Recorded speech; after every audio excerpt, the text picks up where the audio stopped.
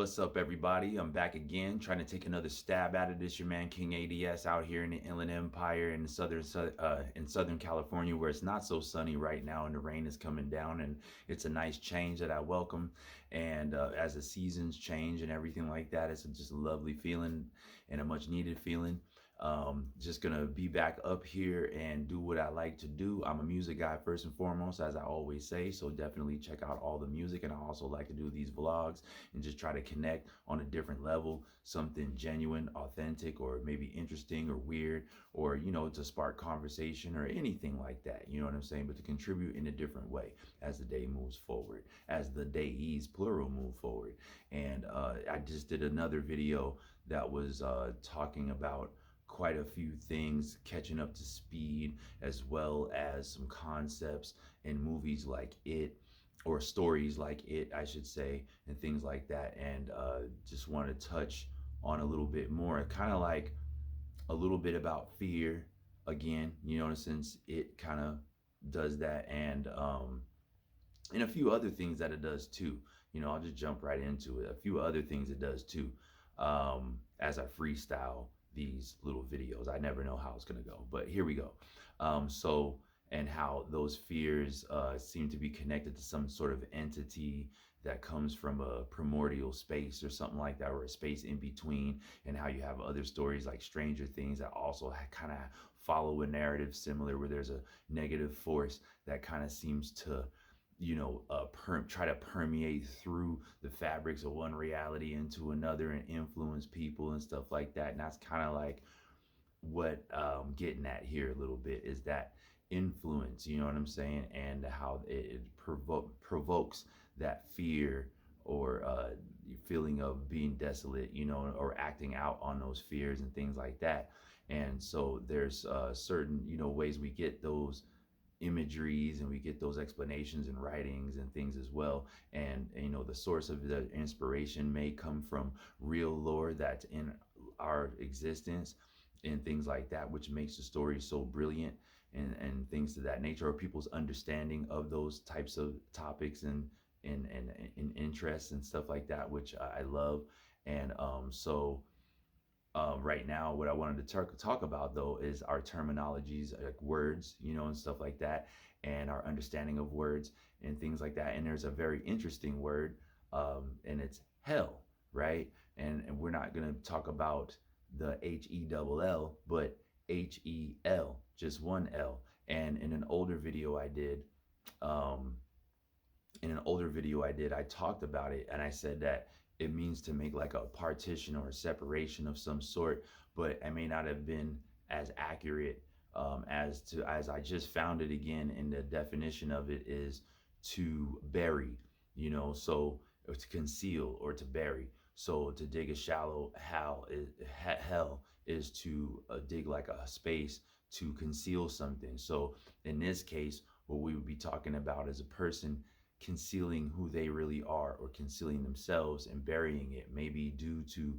social pressures at home, in their atmosphere, or in their atmosphere surrounding, so on and so forth. But in that sense, a person can be creating, which is interesting, because even the other one, HELL, may be referring to a person's separation from a divine source, or as some may express it, as God, right?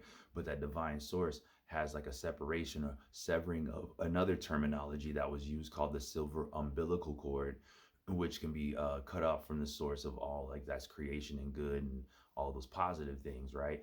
So in this sense, I would look at it somewhat the same, as HEL would be a person uh, burying themselves and concealing themselves, and thus maybe not acting out in the way they naturally would, being themselves, you know what I'm saying? Being so forthcoming and sharing with their inspirations and interests, and maybe they're a very colorful soul, but then around them is a very dark, bleak type of surroundings or influences that cause them to bury who they really are, and then act out accordingly with what will be acceptable in their immediate surroundings, right? So they don't want to get picked on, they don't want to be looked at as easy prey, so on and so forth. Or just maybe they have a lot of intelligence or thoughts they could share, but they're always drowned out. So then eventually they just bury that part of themselves and keep it secluded, and don't have a voice, and they may introvert, things of that nature. And so even in those other stories, you can see how the fear is promoted by sort of an entity in a sense, right? And that's also in DC Comics. You have things like,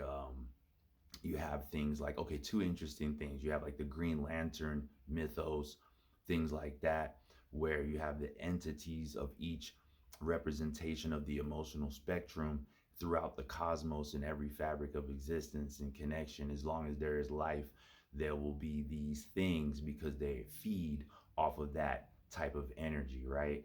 And sometimes it does feel like something is building up.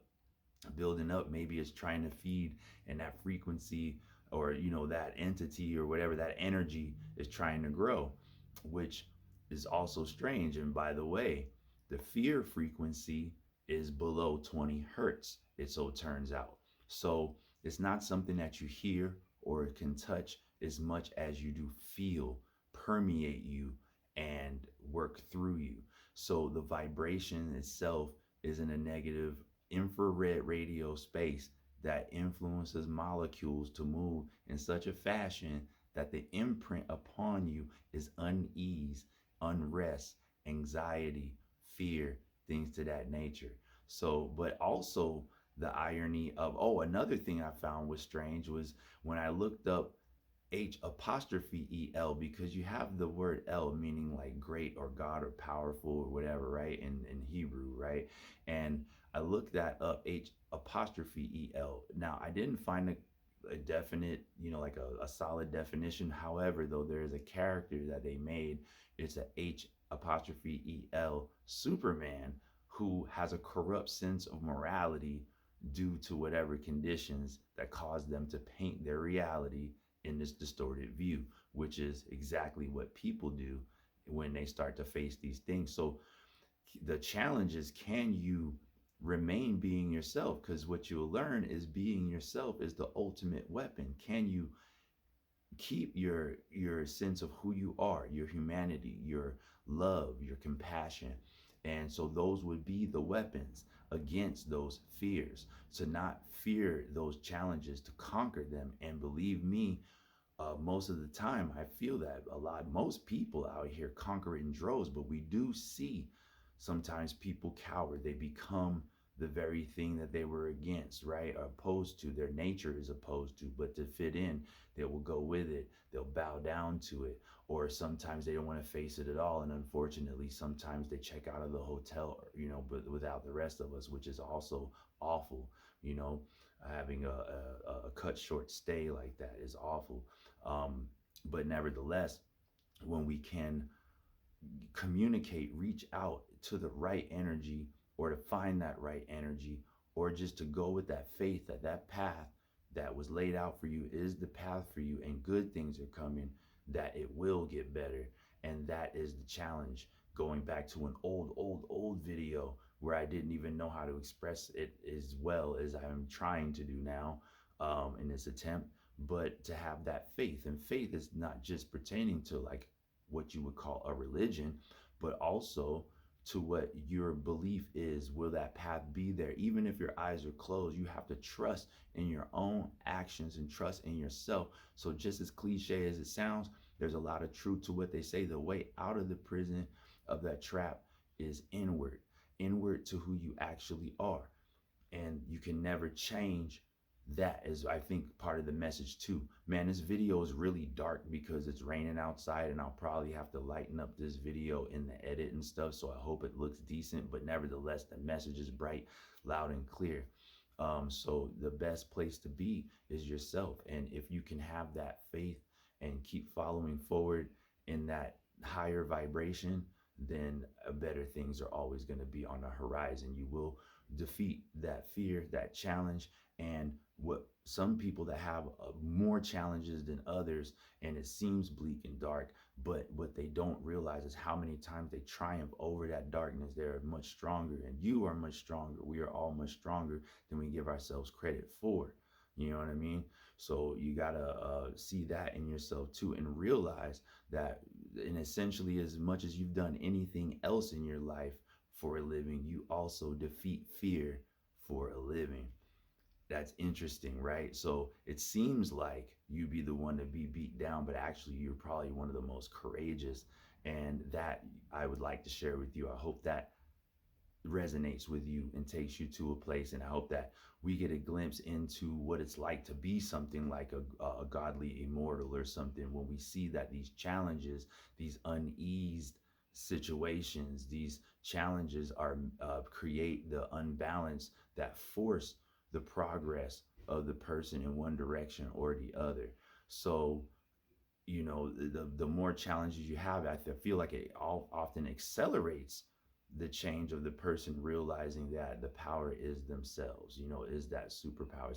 So the fear can also create the fear of being vulnerable, to open up and to communicate and all those things, and to reach out and to have that compassion and love, to extend that love, which is way on a way higher frequency, you know but eventually that frequency will permeate everything around it as it spreads, like kind of like a virus, until it can be a place of positivity and hope and great things, or a place of desolation and unwanted compromise and oppression and fear, and stuff like that. So I just wanted to share a little bit about that right now. And yeah, man, this video is like the day just keeps getting darker as I'm talking and stuff, and it's just really weird. So I hope that's not too spooky. But nevertheless, I'm facing the challenge, y'all. You know what I'm saying? Just doing what I do. But I hope you enjoyed the content. Definitely hit that like button, subscribe. Stay tuned, come along for everything. Check out all the music, stuff like that. There's more to say and I need to get to, but I just needed to get those thoughts out first. And I'll see you in the next one. Much love. Peace.